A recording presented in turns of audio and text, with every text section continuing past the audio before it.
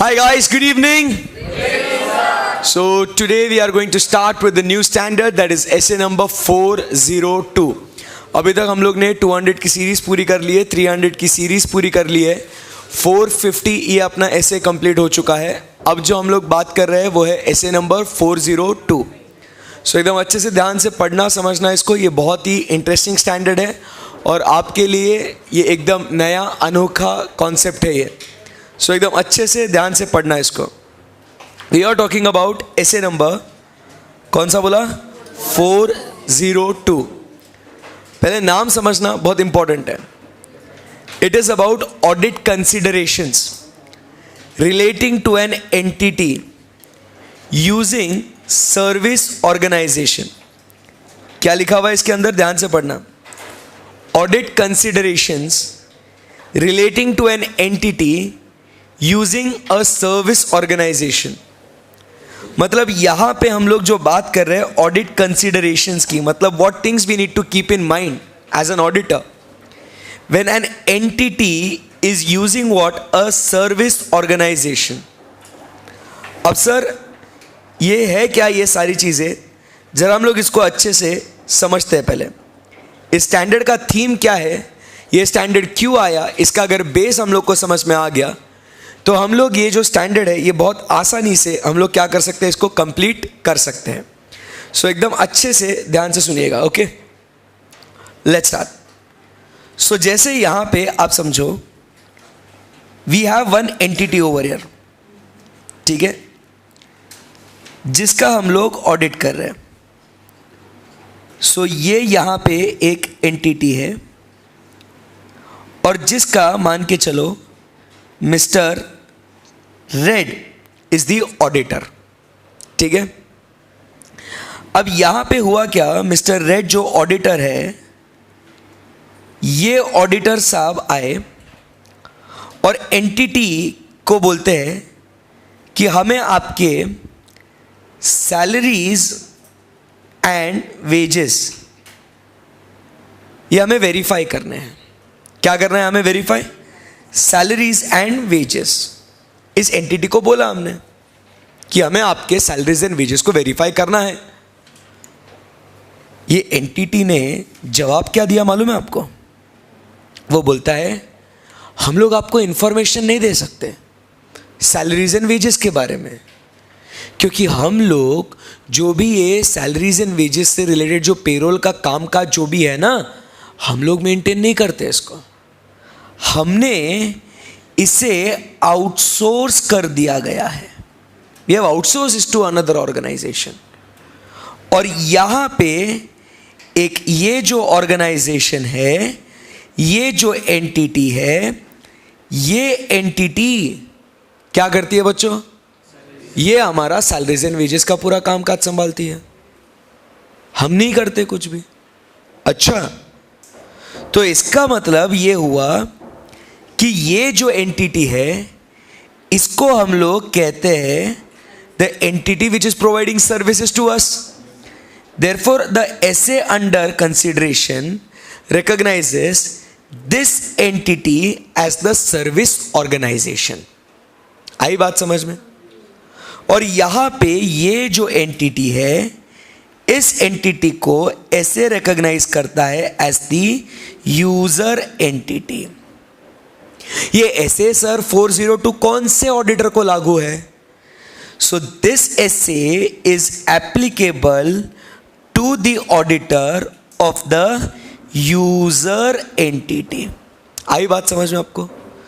So the auditor of the user entity क्या करेगा कि he needs to have some considerations, बराबर के नहीं, when an entity is using service organizations. आई बात समझ में.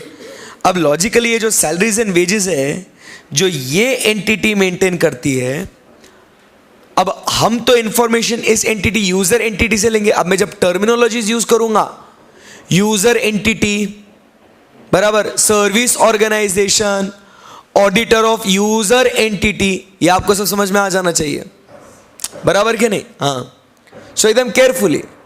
सो अब जब यूजर एंटिटी का ऑडिटर जब उसे ये सैलरीज एंड वेजेस के बारे में इंफॉर्मेशन चाहिए तो वो क्या करेगा? वो व्हाट विल ही डू?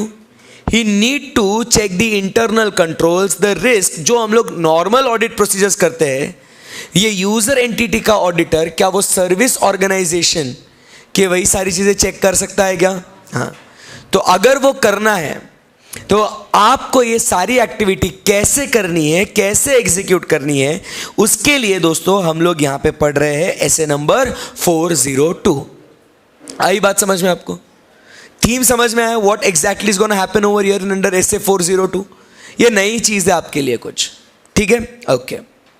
सो दोस्तों ध्यान से पढ़ना।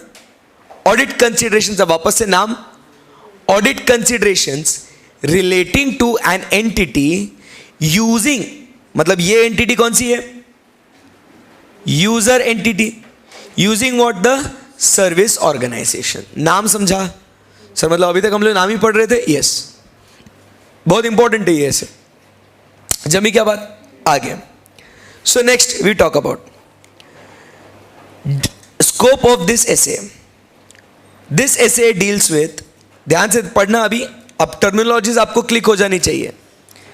It deals with the user auditors responsibility. अब यूजर ऑडिटर कौन है? यूजर ऑडिटर कौन है? यूजर एंटिटी का नाम। Very good. तो अपना ये जो पहले काम किया वो बहुत हेल्पफुल था। ये डायरेक्ट ऐसे पढ़ते थे तो समझ में नहीं आता। सो अब जो यूजर एंटिटी का ऑडिटर है, मैंने आपसे यहां पे लिखा भी है, ये ऐसे किसे एप्लीकेबल है? यूजर एंटिटी के ऑडिटर को। So this essay is talking about the responsibility of what? The user auditor's responsibility in relation to obtaining sufficient appropriate audit evidence. ये user auditor को लेने का है evidence. But when, in respect to what? When a user entity, सुन रहे हैं आप लोग? When a user entity uses the services of one or more service organizations. तो ये ऐसे कब एक्टिवेट होगा? जब यूजर एंटिटी सर्विस ऑर्गेनाइजेशन का काम इस्तेमाल करेगी, उस घड़ी उस समय यूजर ऑडिटर की रिस्पॉन्सिबिलिटीज होगी in respect to obtaining sufficient and appropriate audit evidence. वो कैसे करेगा वो यहां पे बात हो रही है। आई बात समझ में? यस। स्पेसिफिकली अगर देखा जाए तो एकदम मस्त लिखा हुआ है, it expands how the user auditor applies SA 315 and 330 in obtaining an understanding of the user entity including internal control relevant to the audit. Sir समझा नहीं है बच्चों? Technically try to understand. अब हम लोग एक जो सर्विस ऑर्गेनाइजेशन है ना, कौन सी ऑर्गेनाइजेशन? Service organisation. अब यहां पे हो रहा क्या है? हम लोग को सर्विस ऑर्गेनाइजेशन कोई एक एक्टिविटी कर रहा है ना अपने लिए। सो ये सर्विस ऑर्गेनाइजेशन बराबर से काम करता है या नहीं करता, वो अपने को चेक करना पड़ेगा। सो बेसिकली इस सर्विस ऑर्गेनाइजेशन में कहीं पे रिस्क ऑफ मटेरियल मिसस्टेटमेंट है या नहीं है? इस सर्विस ऑर्गेनाइजेशन के इंटरनल कंट्रोल्स बराबर से है या नहीं है? बराबर के नहीं, ये चेक करके हम लोग इस सर्विस ऑर्गेनाइजेशन ने अपना काम बराबर से किया या नहीं किया, तो हम लोग फर्दर ऑडिट एविडेंस करेंगे एंड फिर उसके बेसिस पे हम लोग ये ऑडिट एविडेंस ऑब्टेन कर सकते हैं ना। सो बेसिकली अपन यहां पे सबसे पहले रिस्क असेसमेंट प्रोसीजर करके रिस्क ऑफ मटेरियल मिसस्टेटमेंट को आइडेंटिफाई करते हैं by checking internal controls and then we perform what? Further audit procedures. So technically speaking क्या हम लोग यहां पे 315 और 330 बकायदा पढ़ा हुआ है अपन ने कल इसको? 315 और 330 क्या यही हम लोग सर्विस ऑर्गेनाइजेशन को एक्सटेंड कर रहे हैं क्या? So therefore what word they are using? It is expanding on how the user auditor applies जैसे 315 एंड 330। स्कोप बढ़ रहा है ना यहां पे। बेसिक थीम बहुत समझना जरूरी है इसके लिए, ये कॉन्सेप्ट को समझने के लिए। आई बात समझ में? और लॉजिकली क्या अपने को ये सारी एक्टिविटी मतलब इस सर्विस ऑर्गेनाइजेशन के सारे मतलब रिस्क असेसमेंट प्रोसीजर इसके बाद हम लोग को इसमें कितनी रिस्क ऑफ मटेरियल मिसस्टेटमेंट है, फिर इसके internal controls obviously relevant to audit जो है वो, एंड इसके बेसिस पे planning out further audit procedure so that after doing this we obtain the sufficient and appropriate audit evidence, बराबर कि नहीं, in respect to what, in respect to what, कि बाबा ये जो उन्होंने कौन सा, ये जो उन्होंने काम किया है सैलरीज एंड वेजेस का, वो बराबर से हुआ या नहीं, तब जाके हम लोग ओपिनियन दे सकते हैं ना कि यूजर एंटिटी के सैलरीज एंड वेजेस बराबर है या नहीं है। बोलो यस और no? Yes. So therefore to obtain audit evidence we are basically expanding what, we are expanding the procedures as are required under SA 315 and SA 330। I hope I am clear. बहुत जोरदार पढ़ाऊंगा standard, क्योंकि आपके लिए एकदम अलग है ये कॉन्सेप्ट। आई बात समझ में आपको? थीम समझ में आया पूरा पूरा? Okay. Next, services provided by service organisation. क्या कह रहे हैं? Services provided by service organisation, services provided by service organisation. आपको अभी मालूम है ना सर्विस ऑर्गेनाइजेशन कौन है, बराबर कि नहीं, जिसको हमने आउटसोर्स किया है काम। तो जो सर्विस वो सर्विस ऑर्गेनाइजेशन ने प्रोवाइड किया है दोस्तों, वो कैसे होने चाहिए? It should be relevant to the audit of user entities financial statements. हाँ, मतलब आप यहां पे एग्जाम्पल पे आते हैं वापस से। क्या ये सैलरीज एंड वेजेस, क्या ये सैलरीज एंड वेजेस, क्या बच्चों ये item relevant to audit of financial statements है क्या? है क्या? तभी तो हम लोग काम कर रहे हैं, तभी तो कंसीडर कर रहे हैं। नहीं तो अगर ये हमारे ऑडिट से अगर इसका कोई लेना देना ही नहीं है तो हम लोग काहे वो सर्विस ऑर्गेनाइजेशन का इतना काम काज चेक करे बे? बात समझ रहे आप लोग? बोलो यस और नो? यस। सो यहां पे ये स्टैंडर्ड एक्टिवेट कब होगा? एक तो पहले कोई काम आउटसोर्स किया है तो, बट उसमें भी वो काम कौन सा होना, जो अपने ऑडिट से रेलेवेंट हो। आई बात समझ में? नहीं तो कोई मतलब ही नहीं ना, फिर क्यों करे ये काम। कॉन्सेप्ट क्लियर है? पक्का? स्टेप बाय स्टेप जाना बहुत बड़ा स्टैंडर्ड है, बट इसका इंट्रोडक्शन अगर थीम समझ गए ना तो आगे बहुत इजी है एकदम, बराबर? Okay, next move ahead. When those services and the controls over them, अब देखो फिर क्या क्या चेक करना है अपने को, क्या देखना है कि अच्छा ये सर्विसेज, उन सर्विसेज के ऊपर के controls are the part of the users entities information system including related business processes relevant to financial reporting. मतलब ये अपने फाइनेंशियल रिपोर्टिंग के लिए भी मदद करेगा, ये अपने ऑडिट के लिए भी रेलेवेंट है। तो साहब अपने को ये देखना पड़ेगा, ऑप्शन है क्या अपने पास? नहीं। आगे, सर्विस ऑर्गेनाइजेशन, सर्विस ऑर्गेनाइजेशन के सर्विसेज। अब आप पूरा इमेजिन कर सकते हैं, अभी रीडिंग सिंपल हो जाएगा, अभी कंफ्यूजन का ही नहीं होगा। A service organization services are a part of user entities information system including related business process relevant to financial reporting if these services affect any of the following। मतलब ये अपने लिए रेलेवेंट कब बन जाएंगे, ये अपने लिए रेलेवेंट कब बन जाएंगे? ये नीचे 6 पॉइंट्स की लिस्ट दी गई है कि अगर सर्विस ऑर्गेनाइजेशन अपने लिए कुछ काम करता है तो एज ए यूजर एंटिटी का ऑडिटर, अपने लिए मतलब कौन, ऐसा बोलता हूं मैं, अगर सर्विस ऑर्गेनाइजेशन अगर यूजर एंटिटी के लिए कुछ काम करता है तो यूजर एंटिटी के ऑडिटर के लिए वो काम रेलेवेंट कब हो जाएगा? In the following 6 points. वापस से बोलूं क्या? एक बार हैंग हो गए होंगे, एक बार बोलने दो। अगर सर्विस ऑर्गेनाइजेशन कोई सर्विस प्रोवाइड करती है, किसको? टू यूजर एंटिटी, और वो यूजर एंटिटी के ऑडिटर को रेलेवेंट होगा कब? When it affects any of the following this 6 points. आई बात समझ में? तो ये 6 पॉइंट अपने को पढ़ने हैं अभी। Okay, sure? Yes, okay. सो फर्स्ट पॉइंट क्या लिखा हुआ है?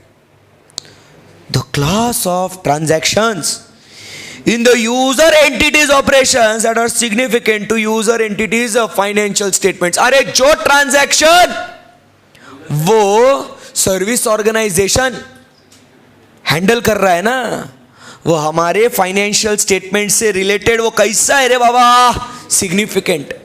अरे तो कंसिडर करना पड़ेगा ना, जो काम वो अपने लिए कर रहे, वो ट्रांजैक्शन जो वो लोग देख रहे, वो अगर हमारे फाइनेंशियल स्टेटमेंट से रिलेशन में सिग्निफिकेंट होंगे तो दोस्तों बोलो वो हमारे लिए रिलेवेंट है क्या नहीं है, कंसिडर करेंगे कि नहीं करेंगे, करेंगे, खत्म। सिग्निफिकेंट होएगा तब। Number 2, the procedures within both IT बोलो या मैनुअल सिस्टम बोलो, by which the user entities transactions are initiated, recorded, processed, corrected as necessary, transferred to general ledger। कहीं सुना है क्या है ना? इनिशिएटेड, फिर प्रोसेस, नहीं क्या है, इनिशिएट, रिकॉर्ड, प्रोसेस, कुछ गलत रहा तो corrected and then transfer to general ledger. ये अपन कंपोनेंट्स ऑफ इंटरनल कंट्रोल के अंदर पढ़ा था, जिसके अंदर information systems relevant to business processes के बारे में बात हुई थी। Very good. सो अगर अब ये reported in the financial statements, मतलब क्या हो रहा है देखिएगा, अब अगर वो जो सर्विस ऑर्गेनाइजेशन है अपना ऐसा आईटी संभालते रहे या अपना मैनुअल सिस्टम संभालते हैं, जिसमें जो भी ट्रांजैक्शन इनिशिएट, रिकॉर्ड, प्रोसेस ये हो रहा है ना, वो अपने फाइनेंशियल स्टेटमेंट्स को अफेक्ट करेगा। फिर अपन ने उसको देखने का कि नहीं देखने का, मतलब ये भी कंट्रोल रेलेवेंट टू ऑडिट होता है, मतलब फिर ये कंट्रोल रेलेवेंट टू ऑडिट है, मतलब यूजर एंटिटी का ऑडिटर जाके देखेगा ना कि सर्विस ऑर्गेनाइजेशन ने उस एरिया के ऊपर कंट्रोल लगाया या नहीं लगाया। क्योंकि सिंपल सी बात है, अगर सर्विस ऑर्गेनाइजेशन ने वो इंफॉर्मेशन टेक्नोलॉजी सिस्टम या वो मैनुअल सिस्टम पे अगर कंट्रोल नहीं लगाया तो क्या उसमें गलतियां होंगी? बड़ी गलतियों की सजा कौन भुगतेगा? User entity. तो अपन ने यूजर एंटिटी के ऑडिटर होने के नाते क्या सर्विस ऑर्गेनाइजेशन ने उन आईटी और मैनुअल सिस्टम्स के ऊपर बराबर कंट्रोल लगाया कि नहीं लगाया, चेक करना बनता कि नहीं बनता?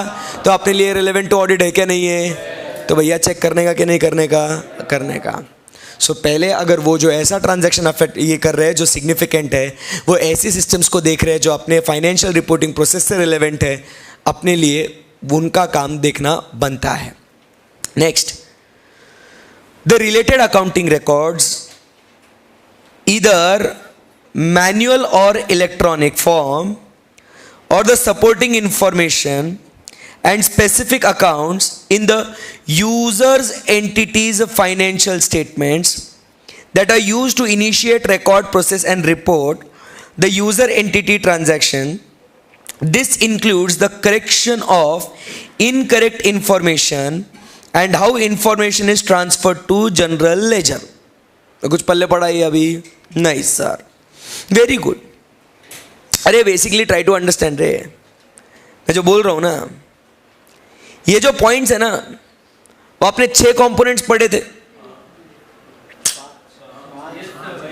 वो 5-6 कंपोनेंट्स।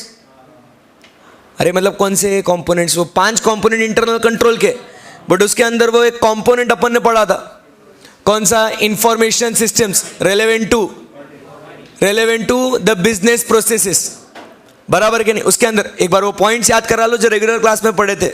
हैंग हो गए होंगे आप लोग, मैं याद दिलाता हूं आपको। First, significant class of transactions, बराबर के नहीं? Number 2, how these significant class of transactions are initiated, recorded, processed, corrected and transferred to journal ledger. फिर ये जो ट्रांजैक्शन से इससे रिलेटेड अपने को क्या चाहिए? सपोर्टिंग इंफॉर्मेशन, बराबर। फिर उसके बाद अकाउंटिंग रिकॉर्ड्स, बराबर के नहीं? And the specific account name in which they are transferred, initiated, recorded and transferred. फिर उसके बाद फोर्थ पॉइंट क्या है? How the information system captures those events और कंडीशंस। नंबर 5 अपन ने क्या बोला था? The financial reporting process. And last में अपन ने बोला था control surrounding the journal entries. अरे अगर ये याद है ना तो भैया मेरे को मेरी मेहनत खत्म हो गई ना रे। देखो how the user entity information captures events or condition, the financial reporting process and control surrounding journal entries. बोलो, अरे वही है ना, बोलो यस और नो? यस। तो भैया बस यहाँ पे क्या बात हो रही है कि अगर ये जो यूजर एंटिटी कामकाज कर रहा है, अगर वो अपने लिए कोई बाहर वाला कर रहा है तो क्या है, तो अपन ने उसका काम चेक करना चाहिए। एक बार पॉइंट्स याद आते क्या? देखो एक बार बोलो, जिसको याद नहीं आ रहे वो ध्यान से सुनना। कंपोनेंट्स ऑफ इंटरनल कंट्रोल, ये अपन ने पढ़ा था। कंपोनेंट्स ऑफ इंटरनल कंट्रोल के अंदर एक इंटरनल कंट्रोल है information systems relevant to the financial reporting and business processes. उसके अंदर ही अपन ने 6 पॉइंट्स पढ़े थे। फिर उसके बाद अपन ने पढ़ा था how the communication is done, अरे याद है क्या? Open communication channel, policy manuals, कुछ याद आ रहा है क्या? ऐसा अपन ने पढ़ा था वो। ओके। सो दोस्तों, यहां तक बात समझ में आई आपको? आगे बढ़ते हैं। The nature and extent of the work to be performed by the user auditor regarding the services provided by the service organization depend upon the nature and significance of those services. तो user auditor ने कितना काम करने का depend करता है किस पे? जो सर्विसेज वो प्रोवाइड कर रहा है वो कितने सिग्निफिकेंट है, कितने नहीं, उस पे। राइट। उसके बाद वेरी इंपॉर्टेंट, नॉन एप्लीकेबिलिटी। एक बार जरा इसको पढ़ो तो सही। नॉन एप्लीकेबिलिटी, देखो आपको कुछ झेपता है क्या?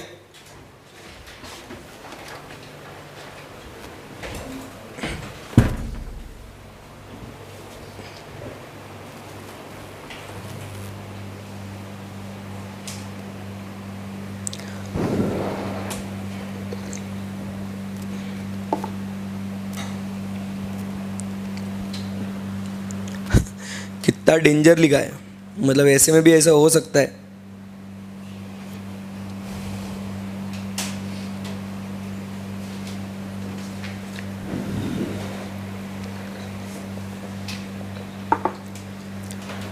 मतलब है ना, जब बैंक होती है ना, बैंक वो आपके ट्रांजैक्शन इनिशिएट रिकॉर्ड प्रोसेस करता है।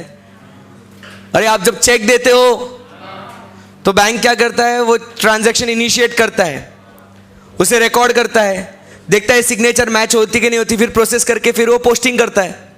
बोलो यस और नो? यस। तो फिर तुम क्या करोगे? बैंक में जाके चेक करोगे बैंक का इंटरनल कंट्रोल बराबर है कि नहीं। It is not applicable. अब हैंग हो गए थे ना, ये पढ़ेगा, अरे ऐसा क्या लिखा हुआ है सर, इसलिए मैंने कहा पढ़ो, फिर आपको समझ में आएगा। जो मैं बोल रहा हूं वो बहुत भारी बोल रहा हूं। This SA does not apply to the services provided by the financial institution. अरे मैंने उनको अपॉइंट किया ना, बैंकर मेरा है, फाइनेंशियल इंस्टीट्यूशन है, वो मेरे लिए काम कर रहा है। अब वो पूरा ट्रांजैक्शन को इनिशिएट रिकॉर्ड प्रोसेस वो सब करेगा, मैन्युअली करेगा या आईटी सिस्टम्स लेगा, बराबर कि नहीं। It is relevant for my financial reporting, checks cleared और नॉट क्लियर्ड। तो इसका मतलब ये नहीं मैं जाएगा और वो सर्विस ऑर्गेनाइजेशन, मतलब मेरा बैंक मेरे को सर्विस प्रोवाइड कर रहा है, बैंकिंग सर्विसेज, मैं जाएगा और बैंक को बोलेगा बताओ तुम्हारा इंटरनल कंट्रोल है कि नहीं, मैं यूजर एंटिटी का ऑडिटर है, वो भगा देंगे ना मेरे को। इसके लिए ऐसे में बोल दिया, ए भाई इट इज़ नॉट एप्लीकेबल, मत जा, फालतू में पीटेगा वहाँ से। बात समझ में आई ना आपको? एकदम सिंपल, स्ट्रेट फॉरवर्ड, लॉजिकल है ये। आई बात समझ में? जी। उसके बाद यहाँ पे ब्रोकर भी आता है। अब आपका जो ब्रोकर है, अब इन्वेस्टमेंट करते हैं, शेयर्स में ट्रेडिंग करते हैं, आप ब्रोकर को बोलते हैं मेरे लिए इतने के शेयर्स खरीद, फिर मेरे शेयर्स बेच, तो वो आपके लिए ट्रांजैक्शंस कर रहा है ना, ये सब चीज़ें। फिर क्या हो जाएगा? आप आके बोलेंगे तू बड़ा ब्रोकर बराबर से काम करता कि नहीं करता, मैं आ रहा हूँ चेक करने के लिए। अरे ऐसे कैसे, मतलब येड़ा है क्या तू? नहीं चलेगा। सो सिंपल है, वो फाइनेंशियल इंस्टीट्यूशंस लाइक बैंक है या तो processing of securities by a broker है, बराबर। तो भैया उस केस में ये सब एप्लीकेबल नहीं होगा। अच्छा है ये डिस्कस करना, बोलो यस और नो। ये वेरी इंपॉर्टेंट है, आपको एग्जाम में कहीं पे भी ट्रिकी क्वेश्चन आ सकता है कि in which of the following situations, बराबर, ऐसे 402 विल नॉट बी एप्लीकेबल। समझ रहे ना? बैंकर एक है और दूसरा है अपना broker.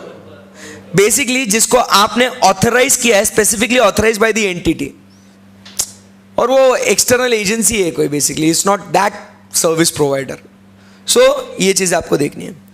In addition it is not does not apply to the audit of transactions arising from the proprietary financial interest in other entities such as partnership, corporations, joint ventures, when proprietary interests are accounted and reported to the interest holders.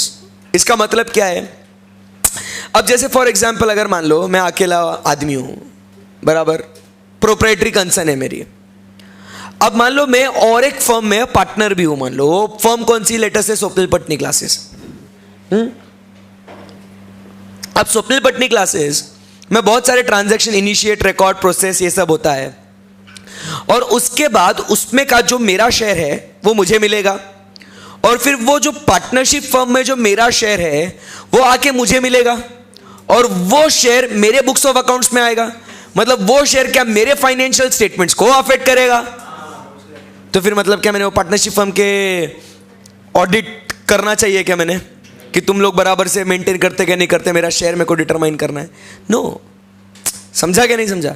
सो जहां पे मेरा proprietary interest है, proprietary, जो अपन ने audit of public sector undertakings या अपन ने government audit में पढ़ा प्रोप्राइटी, एंड यहां पे प्रोप्राइटरी डिफरेंट है. प्रोप्राइटरी मतलब यहां पे कौन है, यहां पे लिख लेना, बाद में कंफ्यूजन नको. इंडिविजुअल. आई बात समझ में आपको? सो अगर मेरा इसमें प्रोप्राइटरी फाइनेंशियल इंटरेस्ट है जो अराइज हो रहा है कहां से? दूसरे एंटिटीज से, तो भैया मैं उन दूसरे एंटिटीज का ऑडिट नहीं करेगा. मतलब मैं यूजर एंटिटी का ऑडिटर उस अदर एंटिटी का वेरिफिकेशन नहीं करेगा. सो आप यहां पे सिंपल तौर पे लिखते क्या? It is not applicable to option A bank, option B broker, and option C entities wherein we have proprietary interest. समझा गया आपको? इजी है एकदम. लिखो, ये एमसीक्यू के लिए बहुत इंपॉर्टेंट है ना आपका. फिर ऑप्शन डी क्या होगा? ऑल ऑफ द अबाव, सारे के सारे.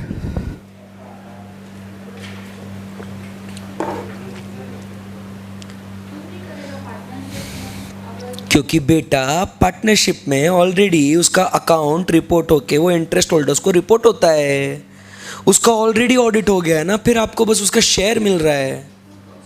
तो मतलब मुझे एक बात बताओ, फिर देखो मतलब ऐसा तुम्हारा कहना ऐसा है क्या? सुनना, एकदम लॉजिकली तू बोलना यस और नो. अगर तू हाँ बोलेगी ना तो अपन कर डालेंगे, ठीक है ना? तू, तेरे ऊपर है, आज पूरा कॉल तेरे ऊपर है, ठीक है? ये छोरी तू यहाँ पे, ठीक है? तेरे, अरे आ जाएंगे वो. ये तेरे बाजू वाली छोरी यहाँ पे, और तेरे आगे जो दो छोरे हैं ये यहाँ पे है. मान लो तुम चारों का पार्टनरशिप फर्म है, बराबर. सो अब यहाँ पे इस फर्म में का शेयर तेरे को मिलेगा, इस फर्म में का शेयर तेरी बाजू वाली को मिलेगा, इसका शेयर इसको मिलेगा, इसका शेयर इसको मिलेगा. करेक्ट है? अब फिर इनके इंडिविजुअली अलग अलग प्रोप्राइटरी कंसर्न्स भी होंगे जिसमें वो शेयर जाएगा. सो मान लो यहाँ पे इसका शेयर गया इसके फर्म में, इसके अकाउंट में यहाँ गया, इसके अकाउंट में यहाँ गया, इसके अकाउंट में यहाँ गया. करेक्ट है? अब मान लो इनका कुछ अदर इनकम भी रहेगा जिसका से मान लो इनको ऑडिट भी करना पड़ता होगा. सो अब मान लो यहाँ पे ये एक्स अमाउंट, ये वाई अमाउंट, ये जेड अमाउंट और ये पी अमाउंट, कौन सा लेने का तुम बोल रहे? हाँ, एच. चलो एच कुछ भी, ठीक है? ये तो क्या बोर आदमी है रे, छी. ठीक है ना? उससे अच्छा वो एक्स के पहले का वर्ड क्या है? हाँ, तो डब्ल्यू बोलना, एच बोल रहे क्या है? चलो ठीक है. सो यहाँ पे ऐसे वो उनका WXYZ ये उनका रिस्पेक्टिव शेयर है करके, बराबर. ये उनको उनका उतना शेयर मिल गया. फिर उसके साथ ही साथ मान लो इधर इनको अलग अलग उनका इनकम भी है. स्टार, सर्कल, स्क्वायर, ट्रायंगल, ठीक है? ये उनका अलग अलग शेयर है. अब इसके लिए क्या हुआ? ये इसके लिए ऑडिट कराते हैं, ठीक है? ये भी इसके लिए ऑडिट कराते हैं. समझ में आया ना? ये भी इसके लिए ऑडिट कराते हैं, ये भी इसके लिए. Very good. चारों अपना अपना ऑडिट कराते हैं. चारों का कुछ ना कुछ तो शेयर आ रहा है। अब इसका मतलब ये हो गए कौन? यूजर एंटिटी का ऑडिटर। बेटा तेरे को लगता है कि ऐसा अपन ने खेल खेलना चाहिए? फिर ये आके इस फर्म के अकाउंट्स को देखेगा, because I am the user entity का ऑडिटर। फिर ये बोलेगा मैं भी आएगा, ये बोलेगा मैं भी आएगा, ये बोलेगा मैं भी आएगा, सब आएंगे, ठीक है, सब आएंगे। बट फिर यहाँ पे इनका जो ऑडिटर है ये बोलेगा मैं क्या पागल है क्या? मैं तुम्हारा ऑडिट करके शेयर निकाला, मैं भी चार्टर्ड अकाउंटेंट है, तुम सब आके देख रहे मेरी बजा रहे, सबको वही इन्फॉर्मेशन दे, बोलो चलेगा क्या ऐसे? ये तुम्हारा प्रोप्राइटरी इंटरेस्ट है ना इसमें। फिर ऐसा सवाल तुमको बैंक के लिए क्यों नहीं आया? क्योंकि सर बैंक इज्जतदार है आदमी। तो फिर भी मतलब क्यों ऐसे? बैंक भी तो एक ऑर्गेनाइजेशन है ना, जो हमारे लिए ट्रांजैक्शंस को इनिशिएट, रिकॉर्ड, प्रोसेस करता है, जो हमारे फाइनेंशियल रिपोर्टिंग से रेलेवेंट है ना बेटा। फिर बैंक को मना क्यों करे तुम?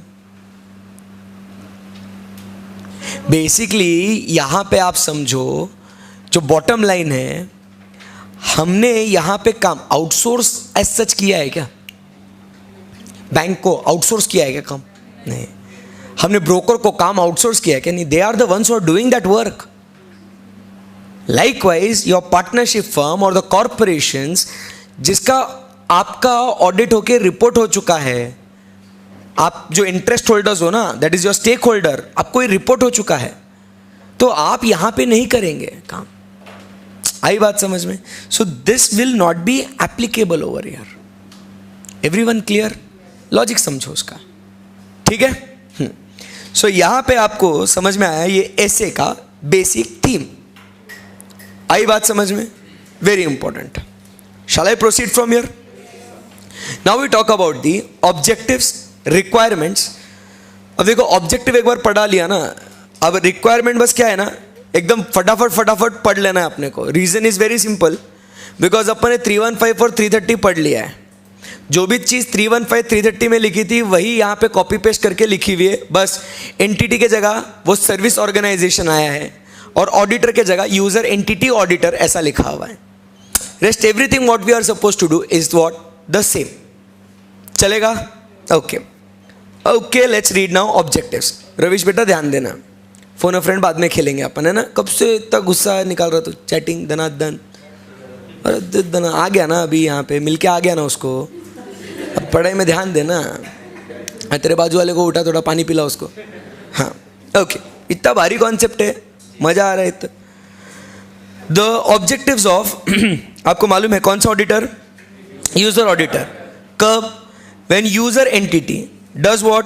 Uses the services of whom? The service organization. सही है। सो ऑब्जेक्टिव क्या है? एकदम मस्त। अपन ने लेने का understanding of the nature and significance of the services provided by service organization and उनका इफेक्ट अपने ऊपर, that is the user entity के internal control, and based on that, on the basis of understanding, हम लोग क्या करेंगे? On the basis of understanding we will design and perform the audit procedures responsive to those risks. Technically 315 330 बोलो ना। ए point में दिया है 315, बी पॉइंट में दिया है 330, एंड वही अपन ने ऊपर पढ़ा, इट एक्सपांड्स दोस एसेस। आई बात समझ में? यस। इसीलिए तो आपने देखा होगा कि जो सीक्वेंस है स्टैंडर्ड का वो कैसा हुआ, पहले 300 पढ़ लिया, फिर 315 करने के लिए मटेरियलिटी होना, इसलिए 320, एंड उसको रिस्पॉन्ड करने के लिए 330। बट फिर उसके बाद मैंने डायरेक्टली आपको 450 पढ़ाया इवैल्यूएशन। बट इवैल्यूएशन के पहले अगर सर्विस ऑर्गेनाइजेशन यूज करते हैं तो कौन सा आएगा? 402, जो बेसिकली वही 315 और 330 को इलैबोरेट करता है। आई बात समझ में? ऐसा है वो। सो दोस्तों, फटाफट ये 2 पॉइंट्स को अपन अभी पढ़ेंगे। मस्त है एकदम। अरे बहुत मस्त बड़ा स्टैंडर्ड है रे, एकदम जोरदार। बट वैसे डरने की बात नहीं है, एक बार अच्छे से पढ़ लेना उसको। Obtaining an understanding of the services provided by the service organization as well as the internal control, कि भाई तू क्या सर्विस प्रोवाइड कर रहा है और उन सर्विसेज के ऊपर तुमने क्या इंटरनल कंट्रोल लगाया है करके। शुरू करें? Yes. So when obtaining an understanding of the user entity in accordance with SA 315, the auditor shall obtain an understanding of how the user entity uses the services of service organization in the user entity's operations, including. Technically हम लोग क्या understanding ले रहे हैं कि अपन कौन है? User entity. किसका काम यूज कर रहे हैं? सर्विस ऑर्गेनाइजेशन का. सो हम वो काम कैसे यूज कर रहे हैं, how a user entity uses, वो अपने को अंडरस्टैंडिंग लेना है बेसिकली. दूसरों का काम हम कैसे इस्तेमाल करते हैं वो हमें समझना है पहले, before we go ahead and do the audit. मेरे को वो सर्विस ऑर्गेनाइजेशन के इंटरनल कंट्रोल्स का अंडरस्टैंडिंग लेना है. वो क्या काम करते हैं हमारे लिए, कौन सी सर्विसेज प्रोवाइड करते हैं, उसका अंडरस्टैंडिंग लेना है. भाई पहले सुनना, तुम उसका काम कैसे यूज करते हो वो तो समझ लो. How you use that work, first understand that कि उसके काम का तुम्हारे को क्या फायदा है. ऐसा. सो क्या है, ध्यान से पढ़ना. The nature of the services provided by the service organization and the significance of those services to the user entity, including the effect on the entity's internal control. तो उसका नेचर जानना है और सिग्निफिकेंस जानना है. Any difficulty? जितना मैं highlight कर रहा हूँ टच करना अभी. The nature and significance. Number 2, the nature and significance के साथ साथ मटेरियलिटी ऑफ द ट्रांजैक्शंस. बराबर कि नहीं? उसके बाद next we talk about the degree of interaction between the activities of the service organization and those of the user entity. Interaction कितना है, मतलब ये salaries and wages. So तुम बार बार हमारे यहाँ आते हो या हमारे लोग बार बार आपसे कुछ communicate कर रहे हैं या आप independently करते हो. How much is the degree of interaction, right? And last में the nature of relationship between the user entity and the service organization. रिश्ता क्या कहलाता है, मतलब रिलेटेड पार्टी है क्या, तो फ्रॉड हो सकता है. बराबर. इंडिपेंडेंट है या नहीं है देखना पड़ेगा. रिलेशनशिप. सो उनका कॉन्ट्रैक्चुअल टर्म्स क्या है, कब तक करेंगे, कितना करेंगे, स्कोप क्या है. तो basically we need to see that contractual terms. आई बात समझ में आपको? Any difficulty? No. So first में हम लोग देखेंगे nature and significance, materiality, interaction, relationship. Nature of services basically आप क्या काम करते हो, काम का स्वरूप, काम का nature, type of service is called as nature of service. Like providing salaries and wages, recruitment services. बराबर. आप हमारे लिए किस टाइप का काम करते हो, किस नेचर का काम करते हो, किस फॉर्म का काम करते हो, किस स्वरूप का काम करते हो, उसे क्या कहेंगे. समझ में आया? Very good. आगे बढ़ सकता हूं यहां से जी. सो हमें यहाँ पे ऐसे 315 के मुताबिक ये सब कुछ जानना है कि आप जो काम करते हो, ध्यान से, जो मैं रेड में उसको अंडरलाइन करता हूं ताकि वो दिख क्या है, ये आपको इंपॉर्टेंट है. सिग्निफिकेंस क्या है वो सर्विस का, मटेरियल है या नहीं है, क्योंकि ऑब्वियसली अपन मटेरियलिटी पे ऑडिट करते हैं पूरा. सो सिग्निफिकेंट है क्या, मटेरियल है क्या, फिर उनका इंटरैक्शन एंड उनका relationship plus the contractual terms. When obtaining an understanding of the internal control relevant to audit in accordance with SA 315, the user auditor, अब वो सेम है हाँ सब, shall evaluate the design and implementation of relevant controls at the user entity that relate to the services provided by the service organization, including those that are applied to the transaction processed by service organization. मतलब क्या है यहाँ पे, हम लोग design and implementation of internal controls, मतलब यहां पे बेसिकली मैं लिखता हूं इवैल्यूएशन ऑफ इंटरनल कंट्रोल्स. बराबर के नहीं? Where at user entity. बराबर. बट कौन से ट्रांजैक्शंस के लिए? So relate to the services provided by service organisation. मतलब सर्विस ऑर्गेनाइजेशन जो हमें सर्विस देता है उसके लिए अपने ऑर्गेनाइजेशन ने क्या कंट्रोल लगाया है, वो काम करने के लिए वो क्या कंट्रोल्स लगाता है वो तो ठीक है. वो जब अपने को कुछ काम करके दे रहा है तो उसका काम करवाने के लिए अपन ने अपने यहां पे क्या कंट्रोल लगाए? अरे क्या वो समझना बहुत जरूरी है कि नहीं है? बोलो यस और नो। यस। अब मान लो फॉर एग्जाम्पल मैंने एक एजेंसी को अपॉइंट किया, बराबर। कौन सी एजेंसी को? जो मेरे लिए लेक्चर्स, पेन ड्राइव, मतलब मेरे लिए पेन ड्राइव परचेस करेगा, पेन ड्राइव में लेक्चर्स, पेन ड्राइव के लिए लेक्चर्स को एनक्रिप्ट करेगा, एनक्रिप्ट करने के बाद पेन ड्राइव में कॉपी करेगा। ये 3 काम मेरे लिए वो करेगा। मैंने आउटसोर्स किया ये एक्टिविटी। तो उसका काम मेरे को जो यूज करना है और वो जो काम करने वाला है वो उसके लिए तो वो उसके कंट्रोल्स लगाएगा, बट वो काम मैंने उससे करवाने के लिए मैंने क्या कंट्रोल्स लगाए हैं, बराबर के नहीं? तो मैं क्या बोलूंगा, शायद मेरा एक आदमी रहेगा तुम्हारे साथ मेरे लेक्चर्स की सिक्योरिटी के लिए, बराबर के नहीं? मुझे डेली स्टेटस रिपोर्ट आना चाहिए कि तुमने कितने डेली पेन ड्राइव्स को एनक्रिप्ट किया, बराबर, कितने पेन ड्राइव्स तुमने कॉपी करे। सो मैंने खुद ने क्या कंट्रोल लगाया है वो भी तो मुझे चेक करना पड़ेगा ना। पॉइंट वापस से पढ़ते हैं। When obtaining an understanding of internal control relevant to audit, the user auditor shall evaluate the design and implementation of relevant controls where at the user entity that relate to the services provided by the service organization। तुम जो मुझे service देने वाले हो उससे related मैंने अपने यहां पे क्या कंट्रोल लगाया है। जमी क्या बात? ये मुझे ऑडिट में ध्यान रखना है जब सर्विस ऑर्गेनाइजेशन है करके। Next, the user auditor shall determine. कौन डिटरमाइन? User auditor.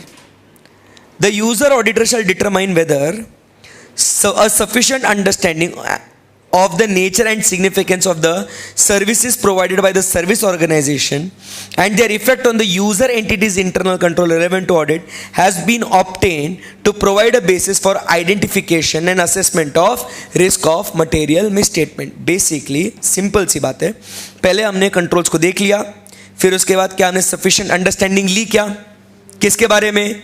जो सर्विसेज प्रोवाइड करे हैं अपन ने, मतलब सामने वाले ने, so that we can identify and assess what the risk of material misstatement। तो ये 315 की बात हो रही है, बोलो जी। and if the user auditor is unable to obtain sufficient understanding from the user entity, the user auditor shall obtain an understanding from one or more of the following procedures। अगर मेरे को अंडरस्टैंडिंग नहीं मिला तो मैं give up नहीं करेगा, मैं क्या करेगा? और अंडरस्टैंडिंग लेने का कुछ तो प्रयास करूंगा ना, बराबर। I will not give up, I will do some further activity, and that is obtaining the information from the type 1 and type 2 report if available, and contacting the service organization through the user entity to obtain the specific organization। आई बात समझ में? Now the question, sir, what is type 1 and type 2 report? So basically type 1 and type 2 reports are the reports prescribed or given by the SA। ये हर entity में होता है। It's basically a kind of a checklist। It's basically a kind of a checklist or a questionnaire, जिसमें हम लोग वो questionnaire submit करेंगे service organisation को। सर्विस ऑर्गेनाइजेशन उसको फिल इन करेगा डिटेल्स को और फिर मुझे देगा, जिससे क्या हो जाएगा? मुझे इंफॉर्मेशन ऑब्टेन होगी। आई बात समझ में? So there are 2 types of report, type 1 and type 2। आगे सो फर्स्ट पॉइंट क्या? टाइप 1 टाइप 2 रिपोर्ट यूज करेगा। या तो I will directly contact the, direct phone लगा के पूछने का, बट वाया हूं यूजर एंटिटी। नहीं तो क्या करेगा? डायरेक्ट जाने का, visit the service organization and provide and perform the procedures that will provide the necessary information, and या तो using other auditor to perform procedures that will provide the necessary information. आई बात समझ में? दूसरे ऑडिटर की इंफॉर्मेशन ले लेने, मतलब उसको काम पे लगाने का। Any difficulty? नो। अब यहां पे using a type 1 type 2 report to support the users understanding of the service organisation, मतलब यूजर ऑडिटर की understanding of the service organization के लिए हम लोग क्या यूज करेंगे अभी? टाइप 1 टाइप 2 रिपोर्ट, जो अभी अपन पढ़ेंगे। बट बेसिक थीम समझा क्या आपको? सो क्या करना है अपने को? स्टार्टिंग से कुछ आइडिया है कि भूल गए? कुछ भी नहीं सर, फ्लो में जा रहे हैं, बट आगे का समझ आ रहा है, पीछे का भूल रहे हैं, ऐसे हो रहा ना? बोलो क्या करना है सबसे पहले?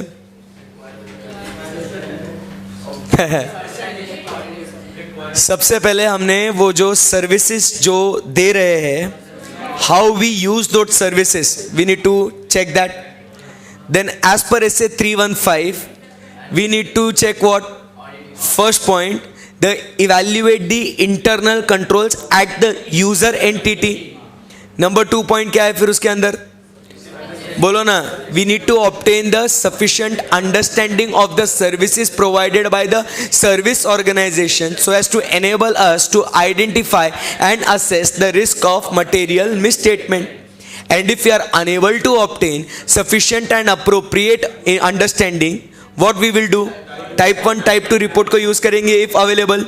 Number 2, we will contact the service organization through user entity for obtaining information. We will visit. And number 4 क्या कहता है, use another auditor. जमा के आपको एक बार थोड़ा go through कर लो, ऐसा ना हो जाए कि आप भूल जाओ.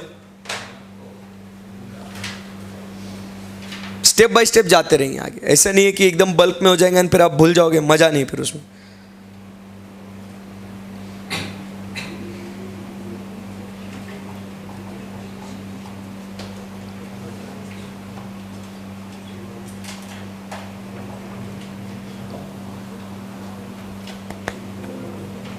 हो गया, गो थ्रू कर लिया पूरा.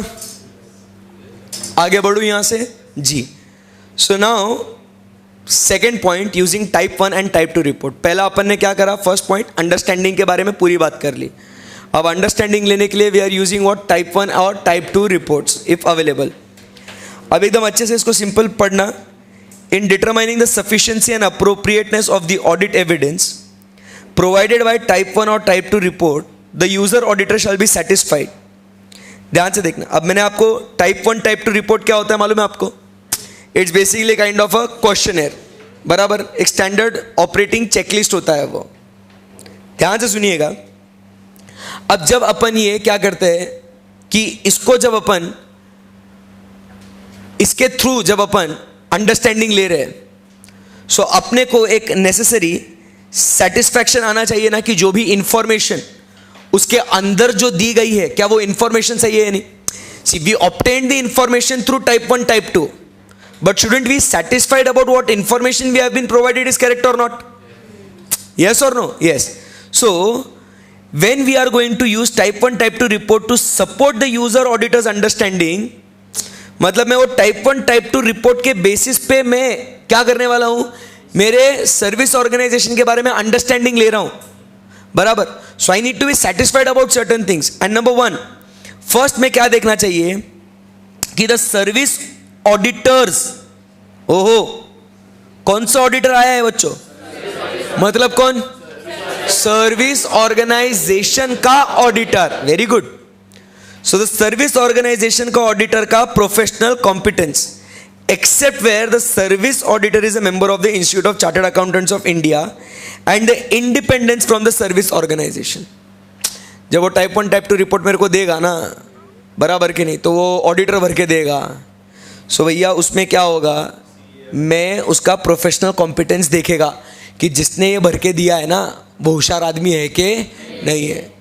बट अगर वो CA रहेगा ना, मैं उसका कॉम्पिटेंस नहीं इवैल्यूएट करेगा, इंस्टीट्यूट ने ऑलरेडी उसको चेक कर लिया है तभी जाके डिग्री दिया है ना उसको, बराबर के नहीं. एक CA दूसरे CA की अक्ल निकालेगा, अच्छा लगेगा क्या, नहीं. तो वो देखने का है, बट साथ ही साथ इंडिपेंडेंस भी देखना है. सो उसका कॉम्पिटेंस एंड उसका इंडिपेंडेंस. नंबर 2 क्या देखना है अपने को, the adequacy of the standards under which the type 1 type 2 was issued. So adequacy of the standards. If the user auditor, अब फास्ट पढ़ेंगे इसको, फटाफट खत्म हो गया ये. If the user auditor plans to use type 1 type 2 report as the audit evidence to support the understanding about design and implementation of controls, he shall first evaluate whether the description and design of the controls at service organization is at a date or a period for that appropriate for the user auditor's purpose. अगर मैं type 1 type 2 report का base use कर रहा हूं तो पहले मैंने क्या इवैल्यूएट करना चाहिए कि जो कंट्रोल सर्विस ऑर्गेनाइजेशन ने उनके सर्विसेज पे लगाए हैं वो कौन से डेट या पीरियड के लिए है और वो अपने लिए रेलेवेंट है या नहीं, बराबर. नंबर 1. सो यहाँ पे अपने को देखना है डेट और द पीरियड। नंबर 2, क्या आपको sufficient and appropriate understanding of the user entities internal control मिला है क्या? अंडरस्टैंडिंग ऑफ इंटरनल कंट्रोल होना चाहिए कि नहीं होना चाहिए? होना चाहिए। लास्ट में determine whether complementary user entity controls identified by the service organization are relevant to the user entity, and if so obtain an understanding of whether the user entity has designed and implemented such controls. Complementary मतलब क्या कि अगर एक control fail हो गया तो उससे related कोई दूसरा कंट्रोल है या नहीं, that is an alternative control है क्या नहीं है, वो भी अपने को चेक करना है। आई बात समझ में? Now you have to read this responding to the assessed risk, क्योंकि ये अपन ने ऑलरेडी पढ़ लिया है। फिर आप ये टेस्ट ऑफ कंट्रोल से आप पढ़ेंगे, ऑलरेडी अपन ने इसे 330 में पढ़ लिया है, कल पूरा पूरा पढ़ा था ना अपन ने, राइट? ये टेस्ट ऑफ कंट्रोल्स पढ़िएगा।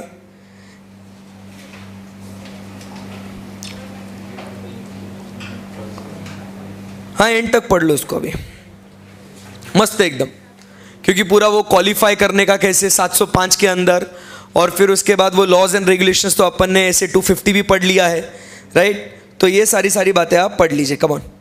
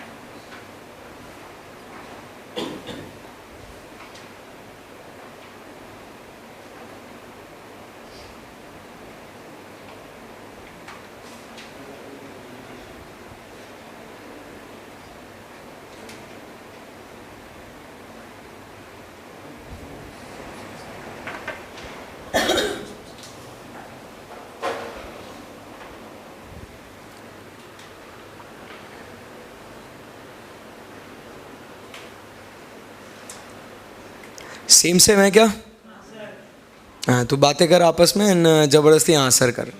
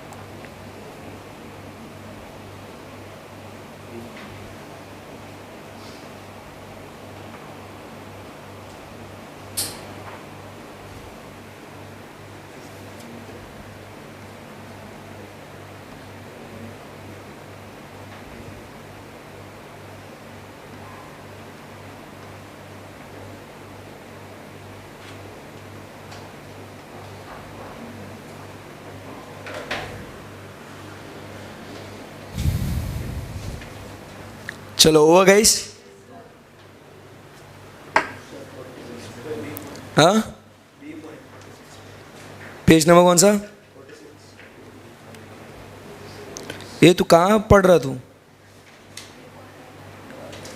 बराबर पढ़ रहा ना? हाँ, 46 में कौन सा? हाँ, ये वाला, ये वाला। Determining whether complementary user entity control identified was.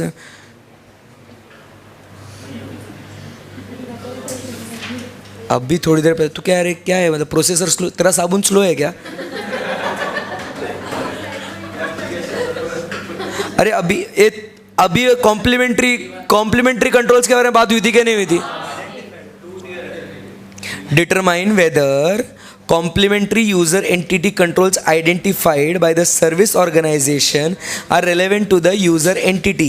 मतलब जो भी सर्विस ऑर्गेनाइजेशन ने कॉम्प्लीमेंट्री कंट्रोल्स लगाए, क्या वो कंट्रोल्स रेलेवेंट है क्या यूज़र एंटिटी के लिए, ये अपन ने चेक करना है। तुमने जो कंट्रोल्स लगाए ओरिजिनल कंट्रोल लगाया, अगर वो कंट्रोल फेल हो गया तो तुमने और एक कोई कॉम्प्लीमेंट्री कंट्रोल लगाया होगा, तो वो जो कॉम्प्लीमेंट्री कंट्रोल भी है क्या वो मेरे लिए रेलेवेंट है क्या नहीं है, एज ए यूजर एंटिटी वो चेक करेगा ना। भाई ये पढ़ा है ना रे, तो ऐसे कैसे कर रहा, मतलब जान लेगा क्या बच्चे की? हाँ, वो ऐसे 230 के हिसाब से करना पड़ेगा।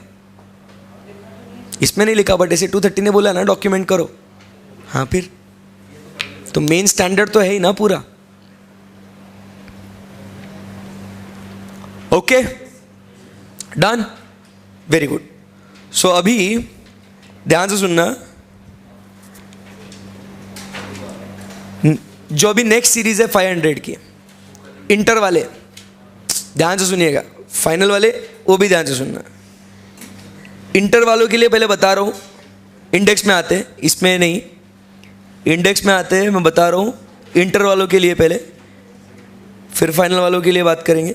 मतलब पढ़ाने तो वाला ही हूँ ये, बट बस बता रहा हूँ।